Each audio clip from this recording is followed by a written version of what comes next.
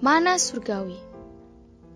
Porsi ayat bacaan diambil dari 1 Korintus pasal 1 ayat 1 sampai 9. Dari Paulus yang oleh kehendak Allah dipanggil menjadi Rasul Kristus Yesus, dan dari Sostenes saudara kita, kepada jemaat Allah di Korintus, yaitu mereka yang dikuduskan dalam Kristus Yesus dan yang dipanggil menjadi orang-orang kudus, dengan semua orang di segala tempat yang berseru kepada nama Tuhan kita Yesus Kristus, yaitu Tuhan mereka dan Tuhan kita.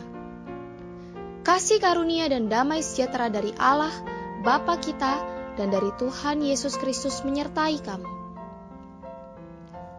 Aku senantiasa mengucap syukur kepada Allahku, karena kamu atas kasih karunia Allah yang dianugerahkannya kepada kamu dalam Kristus Yesus.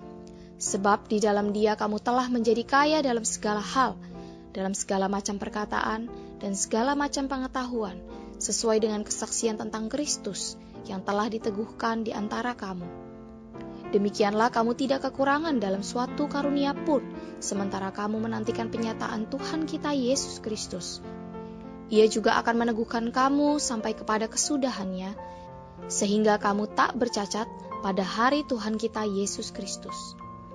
Allah yang memanggil kamu kepada persekutuan dengan anaknya Yesus Kristus, Tuhan kita, adalah setia.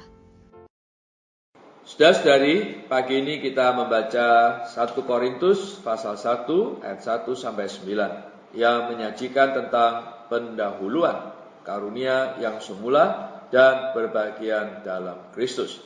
Kitab ini memberi kita sebuah ilustrasi tentang kehidupan orang Kristen, kehidupan gereja, dan kehidupan tubuh yang masing-masing diilustrasikan sepenuhnya dalam 1 Korintus. Topik 1 Korintus adalah Kristus dan salibnya adalah jawaban atas semua masalah dalam gereja. Dalam ayat 1-9, pertama-tama kita nampak satu pemahaman yang wajar mengenai rasul. Kemudian kita nampak satu pandangan jelas tentang gereja dan kaum beriman. Selanjutnya, Paulus membahas sesuatu yang boleh kita sebut sebagai karunia-karunia awal. Jika kita ingin memahami surat 1 Korintus, kita harus mengetahui apakah karunia-karunia awal dan apakah karunia-karunia yang dikembangkan. Dalam pasal 1, kita tidak nampak karunia-karunia yang dikembangkan, yakni karunia-karunia yang berasal dari pertumbuhan hayat, melainkan hanya ada karunia-karunia awal. Ayat 9 amat penting. Di sini Paulus berkata, Allah yang memanggil kamu kepada persekutuan dengan anaknya Yesus Kristus Tuhan kita adalah setia. Di sini Paulus membicarakan tentang persekutuan Kristus. Allah memanggil kita untuk memasuki persekutuan ini. Jadi, butir-butir utama dalam pasal 1 ayat 1-9 adalah rasul, gereja, kaum beriman, karunia-karunia awal, dan persekutuan Kristus. Penulisnya adalah Paulus, rasul yang dipanggil oleh Kristus. Seorang rasul adalah orang yang diutus. Jabatan rasulnya benar-benar dapat diandalkan, memiliki otoritas pemerintahan perjanjian baru Allah.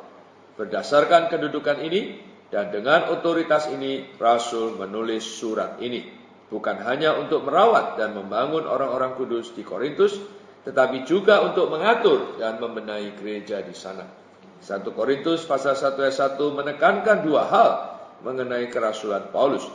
Bahwa Paulus adalah seorang rasul Kristus Yesus yang dipanggil dan bahwa ia menjadi rasul melalui kehendak Allah. Karena itu, 1 Korintus bukan surat ajaran semata-mata, melainkan surat otoritas. Penerimanya adalah gereja Allah di Korintus yang dikuduskan dalam Kristus. Umat kudus yang terpanggil, gereja Allah, suatu ungkapan yang indah. Meskipun dalam gereja di Korintus ada perpecahan, dosa, kekacauan, penyalahgunaan karunia, dan ajaran sesat, rasul tetap menyebutnya gereja Allah. Amen. Sebab esens ilahi dan rohani yang membuat kaum beriman berhimpun bersama menjadi gereja Allah benar-benar ada di sana. Sebutan rohani oleh rasul ini berdasar pada pandangan rohaninya dalam memandang gereja di dalam Kristus. Sebutan yang sederhana ini seharusnya menyingkirkan semua perpecahan dan kekacauan atas tata cara dan doktrin. Gereja terdiri atas orang-orang kudus, dan orang-orang kudus adalah unsur penyusun gereja. Secara individu, kita adalah orang kudus. Secara korporat, kita adalah gereja.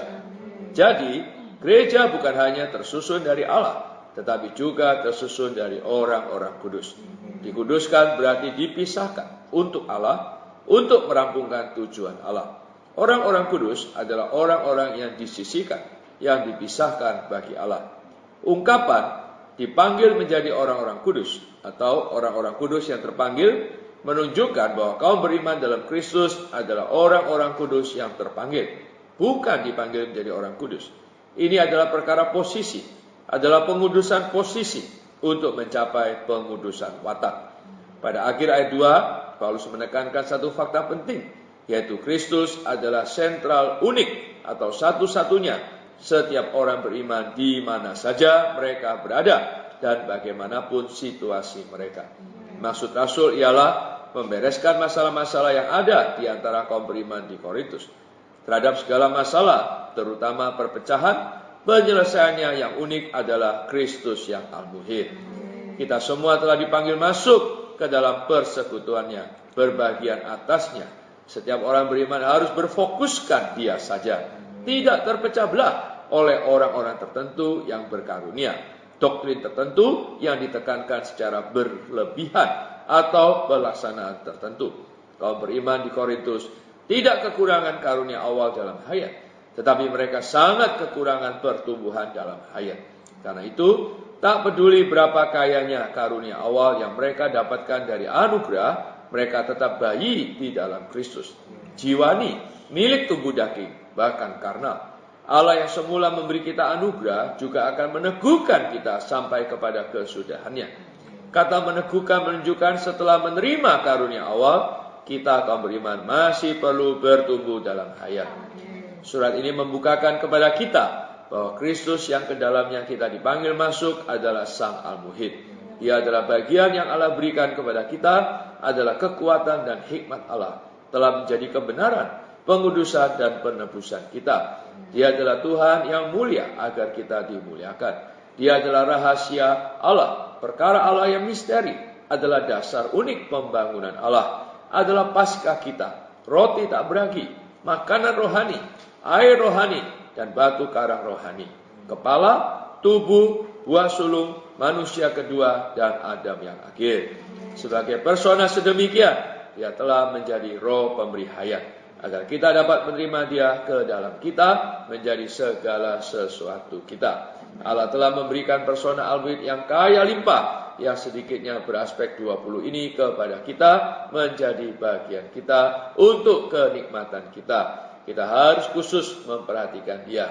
Kita tidak seharusnya memperhatikan barang, perkara, atau manusia di luar dia.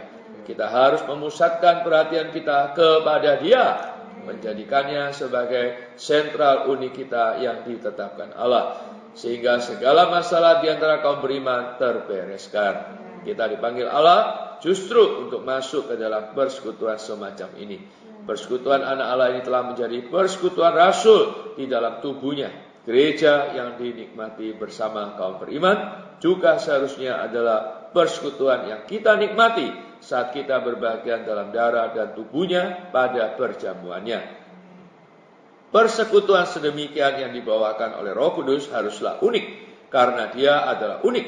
Persekutuan ini melarang perpecahan apapun di antara anggota tubuhnya yang unik. Saudara-saudari, istilah persekutuan ini sangat limpah dan mendalam. Persekutuan bukan hanya berarti adanya komunikasi antara Anda dengan seseorang, tetapi juga berarti berbagian dalam orang itu. Tambahan pula, ini berarti bahwa kita dan Kristus telah menjadi satu. Juga berarti kita menikmati Kristus dan segala hakikinya, dan ia menikmati kita beserta hakiki kita. Akibatnya, tidak saja ada komunikasi timbal balik, tetapi juga suatu kebersamaan dalam segala perkara. Semua hakiki Kristus menjadi milik kita, dan semua hakiki kita menjadi milik Dia. Kita semua telah dipanggil oleh Allah ke dalam suatu kebersamaan timbal balik antara kita dengan Putra Allah. Hanya inilah yang dapat melenyapkan perpecahan dan menyingkirkan semua perbedaan dan kesukaan di antara orang-orang kudus. Tidak ada orang atau kelompok yang harus menjadi kesukaan kita. Kesukaan kita satu-satunya seharusnya adalah Kristus sebagai inti unik. Kristus yang adalah Tuhan mereka dan Tuhan kita. Kristus yang ke dalamnya kita telah dipanggil oleh Allah. Oh, kita semua wajib nampak bahwa Allah telah memanggil kita ke dalam persekutuan Kristus yang demikian. Mari kita berdoa. Tuhan Yesus, syukur padamu Tuhan atas pembacaan firman pada pagi hari ini. Terima kasih Tuhan, kami memulai pembacaan surat 1 Korintus. Tuhan, kami tetap memohon padamu, oh bukakanlah kitab ini kepada kami. Oh wahyukanlah dirimu melalui surat 1 Korintus. Tuhan, supaya kami makin mengenal Dikau ya Tuhan. Beri kami roh hikmat dan wahyu.